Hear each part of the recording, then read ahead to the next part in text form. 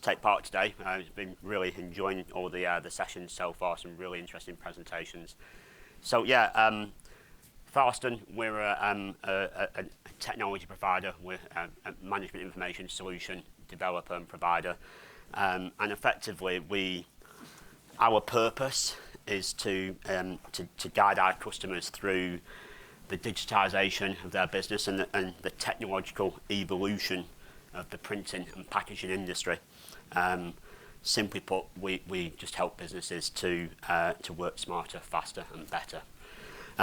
So we thought what we'd share with you today, and we've actually put this into a little white paper book as well that you can get hold of on from our table out there, is about how to create an automation technology, because that's one of the things that we're really focusing on, helping businesses to take silos and connect the departments and the technology together so they can automate and be more efficient. Why do we want to automate? Well, a key reason really is we've heard a lot of it today about how print runs job runs are getting shorter, and we've gained lots of advances in kind of printing technology, and this was was something that some research done quite a while back as a prediction of where things were going to go. And so we've kind of reached, a really good peak in printing technology, but actually, where a lot of the time is spent now on a job is in the administration side of it. So the prototyping, the estimating, job administration, and the scheduling and the pre-press. So all of that effort that has to go into a job before you even get it into production, which can be costly. Can take time and slow things down, and so that's one of the key things that where we want to look at and help businesses to automate. And most print and packaging companies are certainly aware of this and know that it's something they need to automate and want to work on. But it's not easy. There are so many factors that can cause a break in an automation workflow.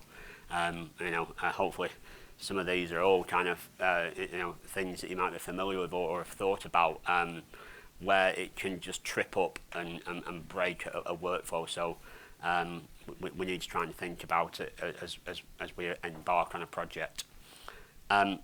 Another reason why we want to try and automate is because costs that it can incur in a business is that the further down the workflow these problems happen, the more money it can cost you. And we look at this from our point of view, from developing software. We want to capture the requirement and get it right at the beginning, because if it gets right down to the actual product, that's when it starts to cost the business and our customers more money. So they're kind of like real reasons, I think, why people want to think seriously about automating and what they can automate. So what is the solution? How do we approach this? To make automation work and to remove bottlenecks, we encourage you to, first of all, you need to get your team to buy into what we call a shift left approach. And this is a concept, again, that we borrowed from development, where what we're effectively trying to do is push the problem and address the problem further upstream. So, rather than waiting for it to get to press or to production, where we discover the problem, or after production, let's try and address it further upstream and get it right. And how can we shift that left all the time? I think a great example of how to shift a problem left, and actually some of the partners that we've worked with already have been talking today, and are talking today, like Hybrid and Screen as well, where we've kind of integrated and been able to shift things left. But an example is, customer requests a quote for a product. The estimating step 2, provide that quote. Customer then says, yeah, we want to go ahead with the order, sends the artwork over. CSR takes that artwork and then passes it over to pre-press, who check that file over, and that's when they uncover that, you know, maybe it's the wrong, it doesn't match the cutter file, or it's the wrong artwork, it's not what we're expecting, there's problems with it. So the pre-press team go back to the CSR, the CSR's finished for the day already. So it's the day after when the CSR picks this up, goes back to the customer to say, you know, there's more colours in this job, for example, than we expected. Are you wanting us to convert that? What do you want us to do?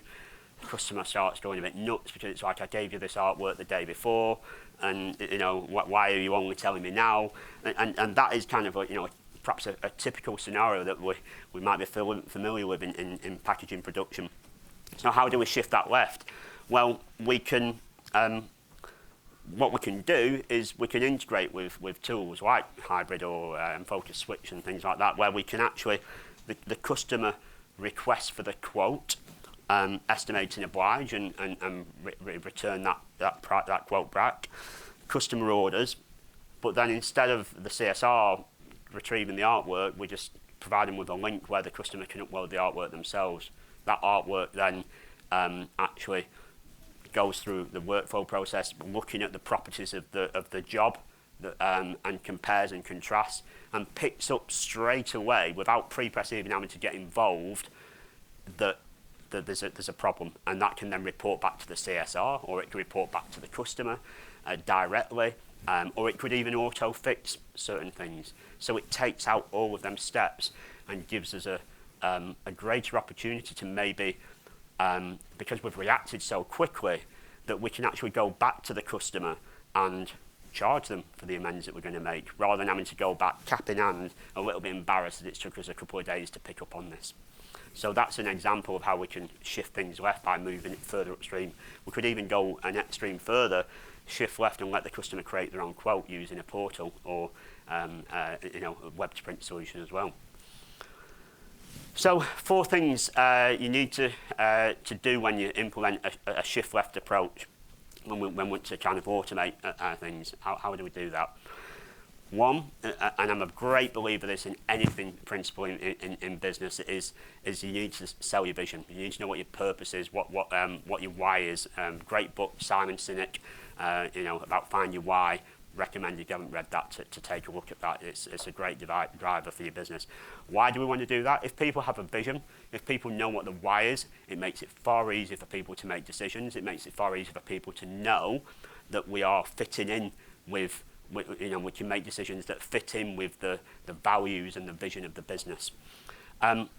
Put an automation team together to implement it, and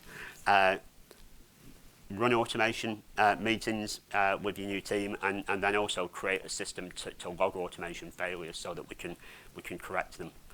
So yeah, we said about selling your vision to the rest of the company. We did some research here, and it is extremely important. 62% of people say that mindset is the biggest barrier to success in any automation or implementation projects. And that comes from having a vision, a shared vision. An unclear vision is often the big failure point. So how you can communicate this in your company events, in newsletters, in meetings, awards, and constantly reinforce it regularly. Next, create an automation team to implement your vision.